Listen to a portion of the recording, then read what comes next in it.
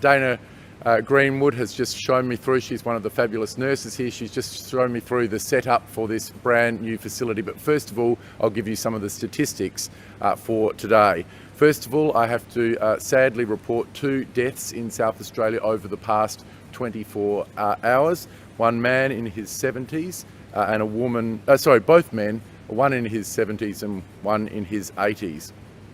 Again, very pleasingly, we've seen the positive rate in South Australia continue to fall. So 3,450 positive cases in the 24 hours to midnight last night. So quite a substantial decrease from 2 days ago when we were at 5,679. Yesterday, 4,349. And of course, today we're reporting 3,450. Now, 2,401 of these came through the PCR testing and a further 1,049 through the rapid antigen tests that have been delivered by SA Health. We've also seen a reduction in hospital numbers, ICU numbers and ventilator numbers in South Australia. So we're down to 220 in our hospital settings, 26 in ICU and down to 6 on ventilators in South Australia. Testing yesterday was still very high, 24,120. This is made up of 17,280 through our PCR testing and 6,840 through rapid antigen tests. So we are seeing people move over to that rapid antigen test, but we've seen our lines at the PCR testing sites really diminish down now. Most of them are around about 1 hour for people to 1 hour or less for people to go in. So we're very keen for people to be able to, if they have any symptoms whatsoever, to go and have that PCR test. It is very quick, and in fact I'm reliably informed that the turnaround time now for results is very, very low. In fact, the processing time through the lab yesterday was around 9 hours, and this is the lowest we've seen for more than a month. So absolutely fantastic work by SA Pathology as well as our private laboratories in South Australia. We don't have the total vaccination rate for you. We're still waiting on getting the details from the Australian Immunisation Register, but we did have a good day through the SA Health vaccination sites. Extremely good numbers now in South Australia with boosters. Thank you to every South Australian who is lining up for a booster. Can I tell you also that there are appointments here at Wayville today. There are appointments right throughout the week. So there really is now no excuse. We did have demand significantly outstripping supply of vaccination appointments going back a week, 2 weeks ago. We've been able to very significantly flex up the capacity for the vaccination jabs in South Australia, and that's actually what we're here to talk about at Wayville. As you will see from this site, we very significantly expanded the goiter offer. We are now announcing today we're moving into the Jubilee Pavilion as well.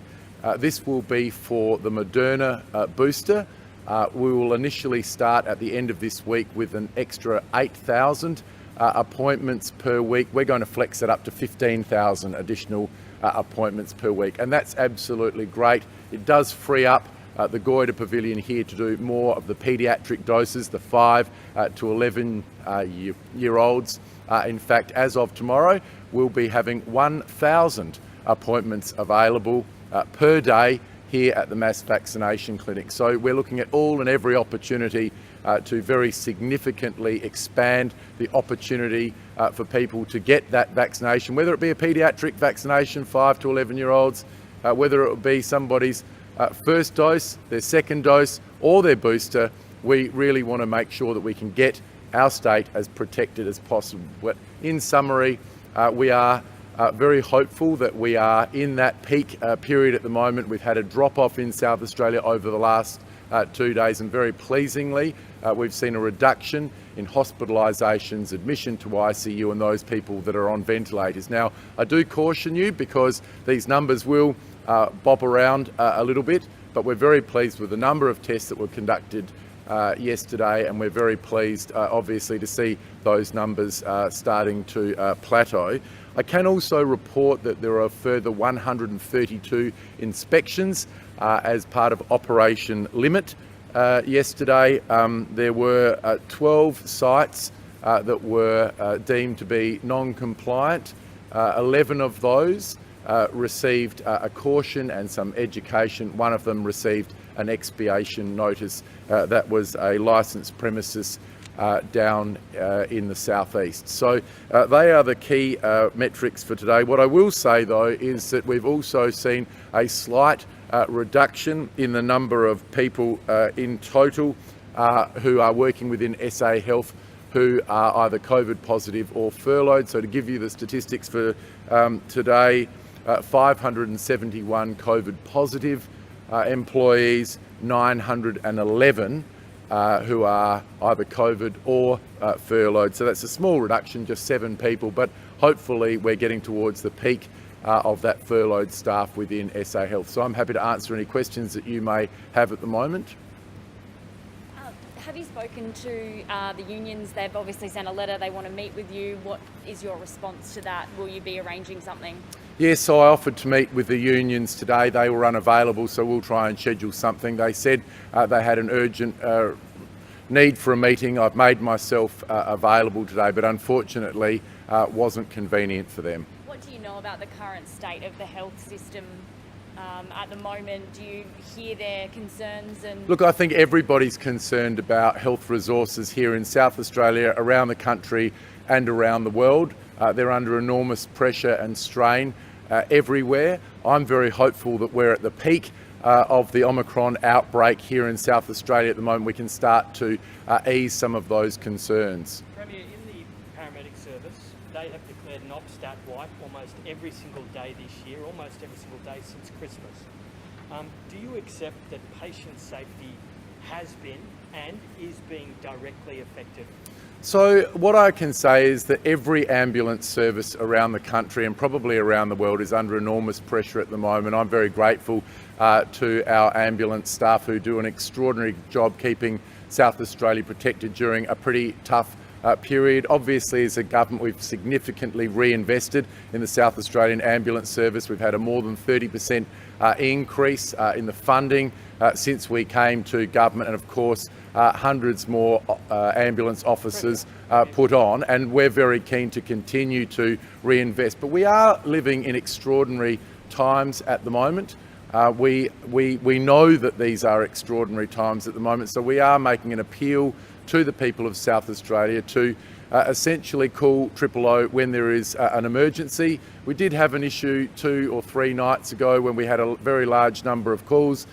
We believe this is possibly because we didn't have that COVID hotline operating 24 hours a day, 7 days a week. We've now rectified that. Our ambulance officers do a fantastic job. Premier, if you could actually address the question though, what an op-stat wipe is, it's affecting how paramedics can I can't really hear your question, okay, sorry.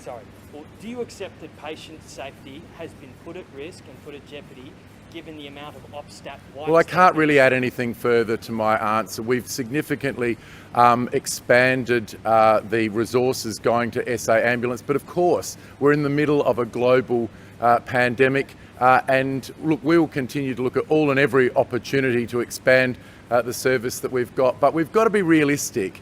Every ambulance service in the country is in exactly the same situation, and I think our ambulance officers here in South Australia are doing an exceptional job. Premier, you say you've got to be realistic. An op-stat wipe means that patient safety is directly affected. It's an operational sort of status.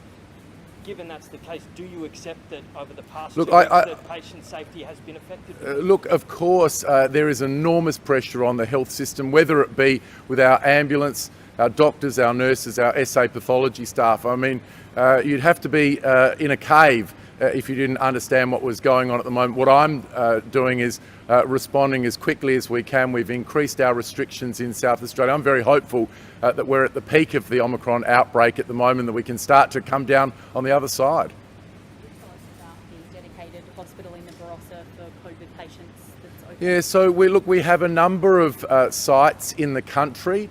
where we have patients who are not well enough to be looked after at home, but not sick enough to be transferred down to Adelaide. So we have identified a number of country hospitals where low risk patients can be observed. In the city, we'd probably put them in a Medi hotel, but in the country, we are putting them into the hospital situation. So in the Barossa, which has a number of options in their region, we've had a dedicated approach so that we're not mixing those patients. So how many people will it be catering for? I think the total capacity at the hospital is 21. 21, and you expect people who are not, just so I'm clear, not You unwell. can just take that down, sorry. So they're not unwell. So these are people that are not significantly sick enough to need to move to Adelaide. We know that people do better in their local environment. In the city, we would probably put them into a Medi hotel. We don't have that arrangement in the country.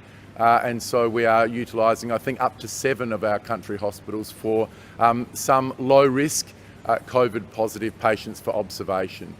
The Teachers Union says that strike action will be considered if issues around availability of RAT tests and ventilation issues aren't resolved. What do you make of that? So I think we've been pretty clear that there's a further National Cabinet consideration of the use of rapid antigen tests to help us better define how we go back to school. That's for students and for staff, and so that will be the subject of discussions this week. I'm quite sure we can resolve these issues, and I certainly don't think that there's any need for strike action in South Australia. Can we afford strike action if that was to go ahead? Look, I just don't think it will be necessary. What we've tried to do is to get out. In fact, I think we're the first state in Australia to put our return to school policy in place. It was always subject to the discussion at the National Cabinet this week on the use of rapid antigen tests for teachers and potentially for some students. So we'll update that as soon as that information is available. We obviously hear what teachers are saying. We know that it's going to be a disrupted start to term 1. We want to minimise that disruption, and I think that the use of rapid antigen tests could certainly assist in that, but we're still a few days off that National Cabinet meeting and decision. Obviously, yeah, that decision will come with National Cabinet. What about ventilation? That is one of their major concerns. They're worried about the fact that they've just been advised to open windows, open doors. What's happening with... Well, we've addressed this, I think, now at 3 separate press conferences, and I really don't have much to add over and above what Professor Spurrier has said on this issue. In terms of these bookings, when can people jump online? They can jump online right now and get a booking down here at Wavell. In fact, there are appointments available today. And so my strong advice to all South Australians who haven't been vaccinated so far or are eligible for their booster, jump online, grab one of these appointments either today or sometime during this week. We've massively expanded the opportunities for vaccination, not just in the Goyder Pavilion, but now in the Jubilee Pavilion, another 8,000 appointments per week. And then we're going to expand it up to 15,000 additional vaccinations per week. I think South Australia is doing an exceptional job with boosters. We just want to get more jabs into the arms of South Australians. We know that this will help to protect them, their families, their workplaces, in fact, the entire state. Why not? The percentage... 15,000 appointments kick in? Sorry? When will those 15,000 appointments kick in? Well, I've just announced only a few seconds ago that 8,000 will be available here in the Jubilee Pavilion by the end of this week, and then we'll continue to expand that up to 15,000 as demand is there. At the moment, there is more supply than there is for demand for boosters in South Australia. So those people that maybe checked 2 or 3 weeks ago and couldn't find an appointment for some weeks, please go online today and check. You will see plenty of appointments available for people in South Australia. And I really want to thank Rachel Kay and her extraordinary staff here at the Wavell Mass Vaccination Clinic, the other mass vaccination clinics that we've got north and south, and the many clinics that we have right across the state. Of course, Enfield opens tomorrow, which is a family-only vaccination clinic to get those jabs into the arms of our 5 to 11-year-olds. Parents, if they need to get one, I think they can also grab one at the same time, but the major focus at Enfield is going to be for families. Do we have a percentage of triple vaxxed people yet?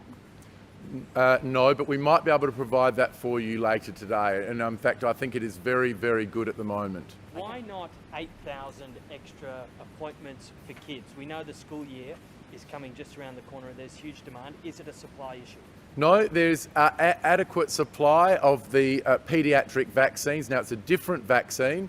This site here is going to be Moderna, so Jubilee will be the Moderna booster, but that does free us up for extra paediatric doses. We're going to go up to 1,000 paediatric doses per day at Wayville. So for those people that have been waiting, those people that have been anxious about their children going back to school, a massive increase available as of tomorrow, and we're still looking for all and every opportunity to get the jabs into the 5 to 11-year-olds, people for their first time, people to get that second dose, and of course our nation-leading performance in terms of boosters. Is there a capacity or capability to go more than 1,000 here each week? So look, we've really discussed this quite a lot at press conferences in the last couple of days. We are massively expanding our capacity here in South Australia, but we're also, if you saw yesterday's press conference, massively expanding the opportunities with the primary healthcare sector. So with that, I'm talking about our fabulous GPs and of course our pharmacies. We put an incentive scheme in place, only announced yesterday, opening a really dedicated site at Enfield. Virtually every day we're looking at expanding the opportunities to get that vaccination. I'm very pleased with the vaccination run rate in South Australia.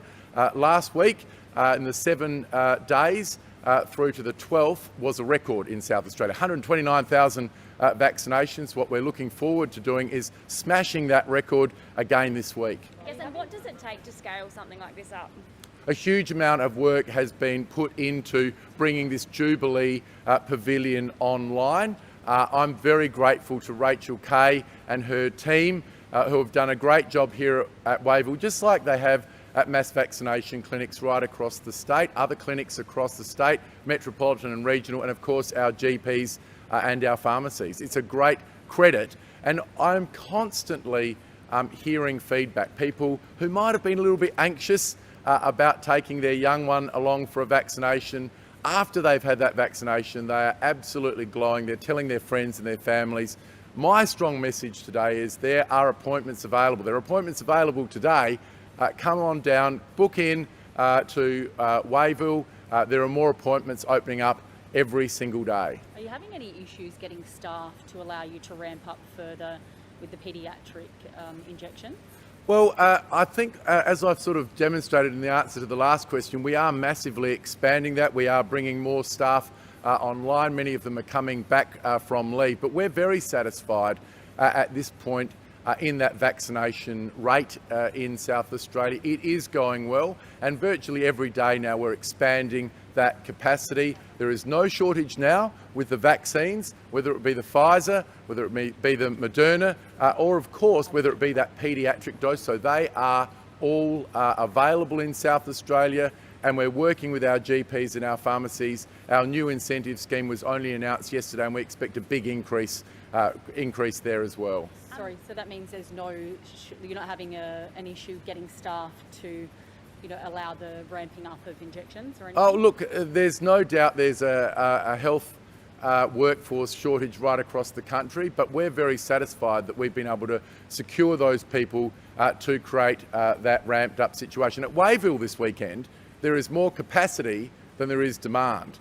So we've been able to very significantly increase the number of vaccination appointments. Now it's over to the people of South Australia to go online, book an appointment and go and have that jab as quickly as possible. And have you organised any meetings with members of the education sector, the unions, to try and discuss their concerns ahead of the school year going back? Oh yes, look, we've got, I think I might have mentioned at yesterday's press conference that we've had an initial meeting now with the independent and the Catholic sectors. They'll be making their own announcement regarding return to school, but they were very grateful. We're the first state in the country to put out a detailed plan, subject to that rat issue that we were discussing before. Obviously, we are talking to teachers, principals, councils right across the state. We put a pack of information out to schools in fact on Friday, and of course they'll be contacting parents of students over the coming days. Okay, thank you. Thank you very much.